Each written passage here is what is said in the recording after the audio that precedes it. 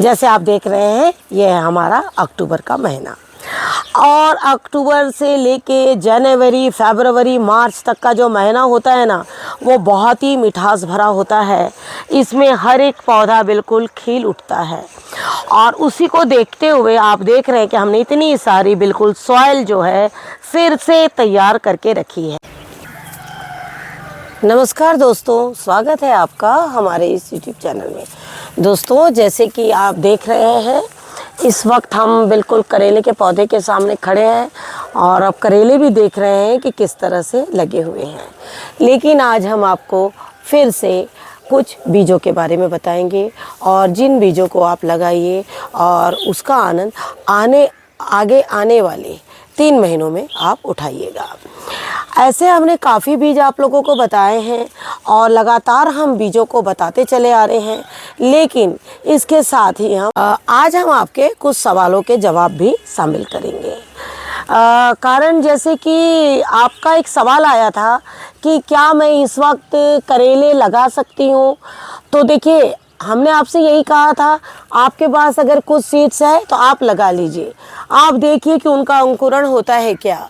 ऐसे इनका जो मंथ है वो जून जुलाई में लगाने से ये जो बेल आप देख रहे हैं इस तरह से घनी हो जाती है और कुछ करेले जो हैं लोगों के फलने भी लगे हैं और कुछ के जो हैं वो इस तरह से फल रहे हैं। लेकिन एक बार फिर से जिस तरह से अभी अक्टूबर का मंथ है तो अभी आपके फिर से आपका 1 महीने 2 महीने बाद फिर से आप सीड्स लगाना शुरू कर दीजिएगा, जिससे कि वो आपको गर्मियों में मिलना शुरू हो जाएंगे। अगला सवाल था आपका अदरक को लेकर कि क्या मैं अदरक लगा सकती हूँ। जैसे आप ये अदरक देख रहे हैं इसको हमने गर्मियों में लगाया था और गर्मियों में के बाद जैसे थोड़ा सा बादलों की गर्जन होती है और इनको थोड़ा भी ऊपर का पानी मिलता है और इनके अंकुरण जो है ना वो बहुत तेज़ी से बढ़ने लगते हैं। हालांकि इनकी रोपाई तो गर्मियों में होती है, लेकिन ये निकलते निकलते पूरा जून जो है वो लगा देते हैं। लेकिन हमने आपसे कहा था अगर आपको इस तरह की अदरक मिल जाए, जैसे हम आपको दिखाते हैं, आपको अगर मार्केट में या आपके पास कोई पुराना अदरक हो जो इस तरह से अंकुरण दे रहा है, क्योंकि अदरक क्या होता है ना, अभी तक के अंकुरण जो है वो निकलते रहते हैं। तो अगर इस तरह का अंकुरण है, ये देखिए इसमें देखिए कोई जड़ नहीं है, लेकिन देखिए इसका अंकुरण इतना अच्छा है, तो आप क्या कर सकते हैं, इस तरह के अदरक को बिल्कुल लगा सकते हैं। इसमें देखिए एक अंकुरण ये है, दूसरा ये है, और लगाने का तो हमने आपको बता रखा है कि किस तरह से लगाएंगे। और ये देखिए पुराने अदरक, ये देखिए किस तरह से अंकुरण जो है वो अदरक को बिल्कुल चीरता हुआ इधर से निकल रहा है। तो हमारे कहने का मतलब ये है, अगर आपके पास ऐसे अदरक है तो आप लगाइए। अदरक की गांठें बहुत ज़्यादा भले ही ना बनेगी, लेकिन आपको एक कड़कती ठंड में बहुत ही अच्छा काढ़ा हो गया, चाय हो गया, इसमें आपको इसके पत्ते बहुत ज़्यादा काम आएंगे। यहाँ तक कि कई बार हम कुछ ऐसे डिशेस बनाते हैं उसमें भी आप इसके पत्तों को डालकर और आप इसका आनंद उठा सकेंगे। और सॉइल के बारे में तो हमने आप लोगों को बहुत बार बताया है कि किस तरह से आप लोग को सॉइल तैयार करनी है, तो बिल्कुल उसी तरह से सॉइल तैयार करते जाइए और पौधे लगाते जाइए। और इसके साथ ही आज मैं कुछ और सीड्स बता रही हूँ जो इसके पहले नहीं हो रहे थे और वो जो सड़ जा रहे थे, वो कौन से सीड्स हैं, चलिए। जैसे कि हमने आपसे कहा है कि जब भी हमें किसी भी सीज़न की सब्जियां चाहिए तो उसकी तैयारी हमें 3 महीने पहले करनी पड़ती है। जिन्हें भी अक्टूबर नवंबर में गोभी चाहिए थी तो उन्होंने सितंबर या अगस्त में लगा लिया, लेकिन जिन्हें गोभी दिसंबर, जनवरी, फरवरी इन महीनों में चाहिए वो अभी भी उसके सीड्स जो है वो लगा सकते हैं। कारण कि जब हम एक साथ पूरे अगस्त सितंबर में सीड्स लगा लेंगे तो गोभी आपकी एक साथ तैयार हो जाएगी, जिसको आप कम खा पाएंगे।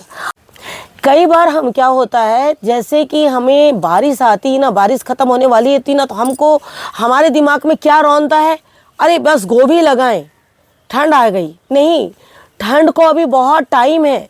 हमारे यहाँ का मौसम कैसा है, वो पौधा बड़ा हो पाएगा या नहीं हो पाएगा, अंकुरण भी निकल जाएंगे, पौधा थोड़ा सा ग्रो भी कर जाएगा, लेकिन आगे जाकर उसका ग्रोथ जो है वो रुक जाएगा। कारण मौसम नहीं है वैसा। लेकिन अभी आप जब गोभी के सीड्स लगाएंगे, गोभी है, बीट रूट है, ये सारे सीड्स ना इस महीने बहुत अच्छे ग्रो करेंगे। आपने देखा होगा कि इस वक्त हम आपको भिंडी, गलकी और इस तरह की हार्वेस्टिंग दिखा रहे हैं। हम इस तरह की हार्वेस्टिंग क्यों दिखा रहे हैं?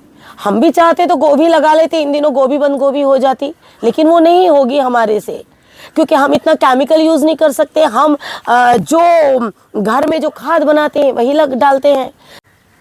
तो हमारी कुछ सब्जियां आगे कुछ पीछे होती है। तो हमें क्या करना है, एक मौसम का इंतज़ार करना है।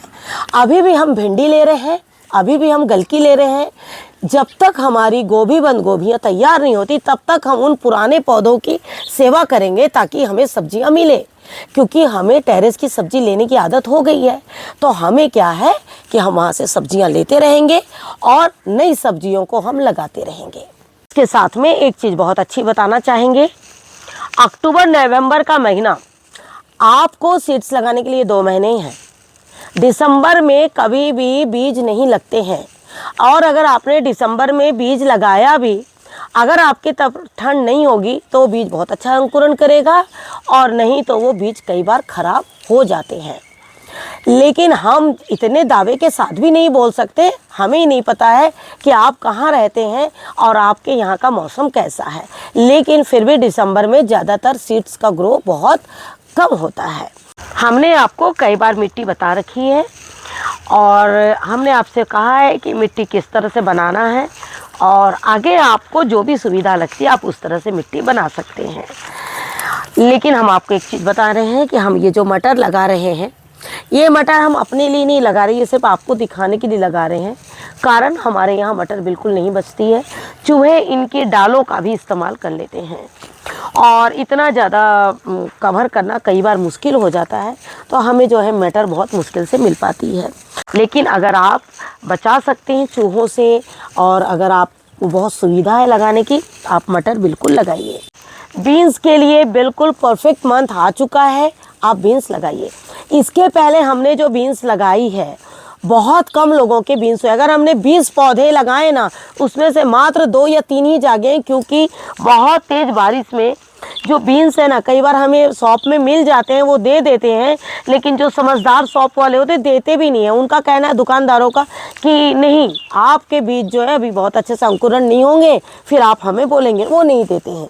लेकिन इन दिनों आप बीन्स बिल्कुल लगाइए, और बीन्स बहुत अच्छी सब्जी है।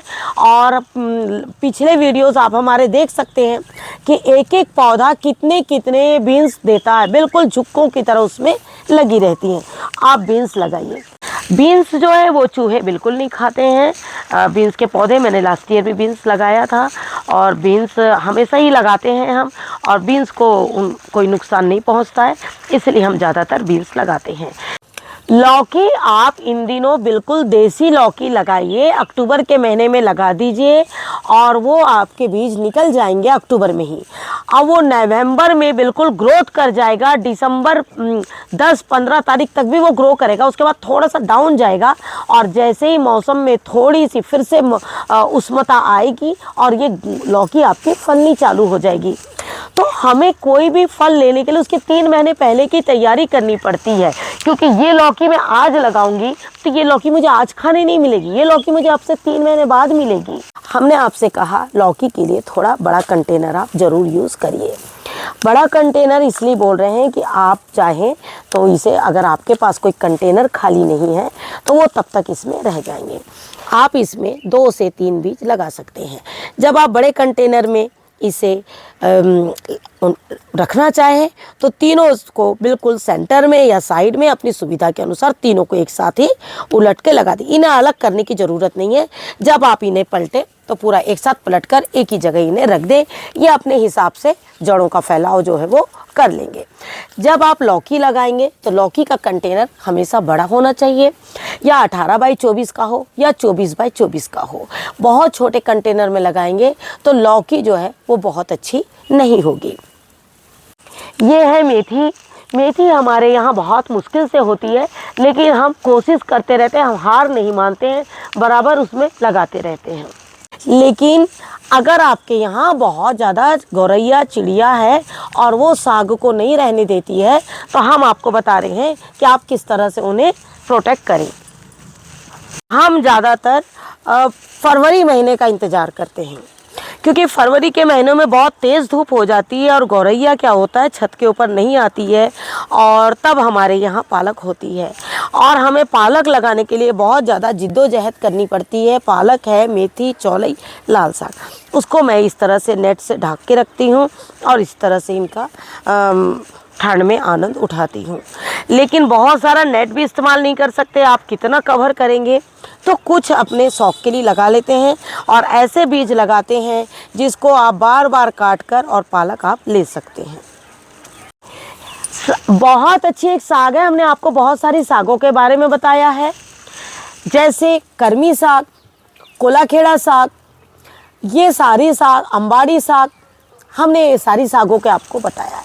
चौलाई साग, लाल साग, ये सारी साग तो हम आप सभी लगाते हैं, लेकिन हम आपको बता रहे हैं सेहत की दृष्टि से हमने आपको अगर कुछ खास साग बताई है तो वो है कर्मी, वो है कोलाखेड़ा साग, वो है आपकी अंबाड़ी साग, और अगली आपको हम बता रहे हैं मेथी साग तो है ही है, मेथी तो आप सब लगाते हैं। ये है बथू साग।